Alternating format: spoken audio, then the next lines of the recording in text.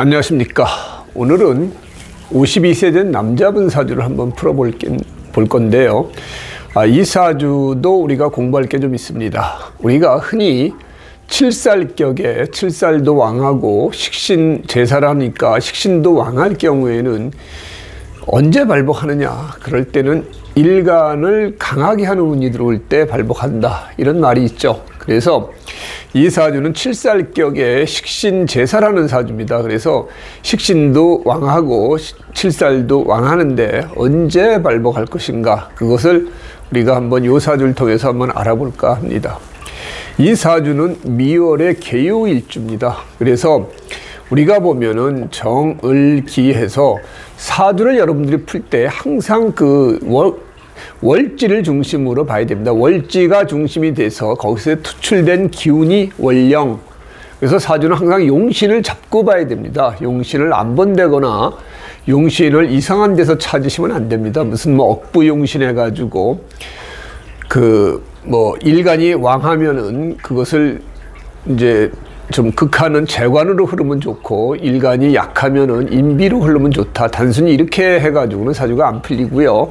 항상 팔자용신 전구월령이라는 대전제 하에서 그 다음에 일간이 왕한지도 봐야 되고 조후도 맞는지를 봐야 됩니다. 그것이 용신이 아니라는 얘기죠. 항상 용신은 월지와 월질에서 투출된 기운으로 용신을 잡아야 된다. 그러면은 이 사주는 정을기 해가지고 칠살격에 칠살이 투출됐으니까 이것은 누가 봐도 식신 칠살격이죠. 그런데 여기 보면 을목도 투출이 됐습니다. 그래서 이 사주는 정확히 얘기하면은 칠살 겸 식신격이죠.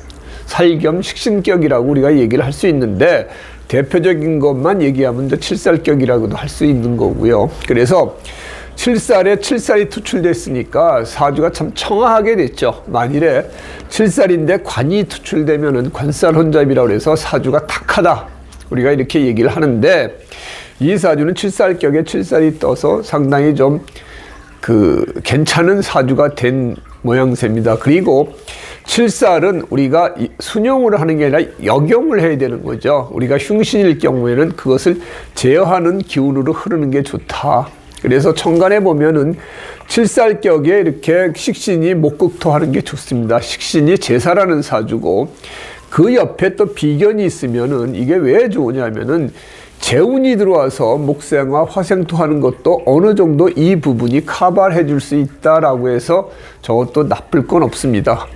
그리고 칠살격에 칠살이 옆에 있고, 그 다음에 인을 가지고 있고, 편인을 가지고 있고, 그 다음에 여기 또 식신이 있죠. 그래서 식신은 여기서 뿌리가 올라와서 식신도 왕하고 칠살도 왕한 사주입니다. 그러면은 일주가 왕할 때 이 사주는 귀격이 되는데, 여기 계신기에 뿌리가 하나 있습니다. 그러나 연재에 있다 보니까 이 강한 식신격, 그 다음에 칠살격에 맞대응하기에는 조금 부족하다. 그래서 이 사주는 이렇게 수기운, 나의 뿌리가 되는 수기운이 들어올 때가 상당히 좋아질 것이다, 이렇게 우리가 생각할 수가 있겠죠. 그러면 상대적으로 이렇게 화운이 들어와서 칠살을 생해주는 것도 별로 좋을 게 없고요. 목기운이 와가지고 식신이 제사라는 건 좋습니다. 그러니까 어렸을 때 운은 그렇게 썩 좋지를 않고, 그래서 화생토에서 살이 살아나기 때문에 좋을 건 없고요. 그 다음에 목극토 하는 건 좋은데, 그래도 이 목극토 하고 있는 상태에서 오히려 일간이 왕해주는 기운만큼은 안 되겠죠. 그래도 이때는 자기 하고 싶은 대로 능력껏 일을 발휘하면서 이 운도 좋다고 봐야 됩니다. 그래서 먼저 보면은 이 어렸을 때 살운에 화운이 들어올 때는 그렇게 썩 좋을 게 없고요. 여기 관살 혼잡이 되는 상태에서 무기합하니까 얘가 역할을 합니다. 이 상태는 상당히 좋았죠. 그런데 이분이 어렸을 때 이 화운이 들어오고, 그 다음에 세운에서도 화운이 들어올 때 공부를 안 했답니다. 그게 고등학교 때 해당이 되는데, 화운이 들어오니까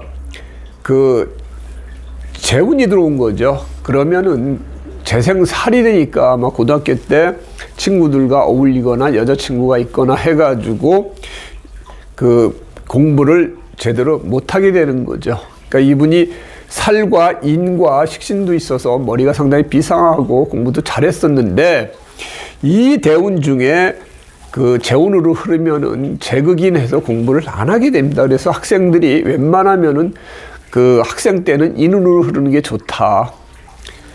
이렇게 재운으로 흐르면 재생살 해가지고 좋을 게 없는 거죠. 인은 극하고 살은 살리고 이런 식으로 되니까 좋을 게 없는 거죠. 그 다음에 20에 들어오는 대운도 정사대운에서 목생화 화생토로 해서 살리니까 이것도 별로 안 좋고 이 그 재운도 별로 좋을 게 없습니다.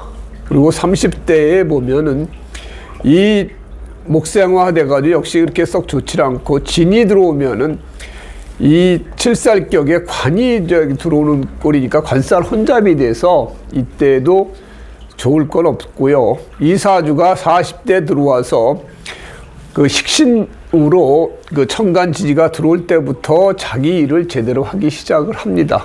그리고 50대에 들어와서도 이 상관운이 들어오는데 살에는 상관도 크게 영향력은 뭐 상관없습니다. 왜냐하면은 상관 제살할 수가 있는 부분이니까 이때 이 간목은 여기 들어와 가지고 그 만일에 이 목의 기운이 좀 약해질 때 그때 이게 들어와서 합살할 수도 있고 그러니까 50대 대운도 크게 문제는 없을 것이다 이렇게 보여지고 더 좋은 것은 이 수기운이 들어와서 내가 뿌리가 강해질 경우에 이 식신제사를 제대로 할 수 있기 때문에 말년운이 상당히 좋은 사주다 이렇게 얘기를 할 수가 있습니다.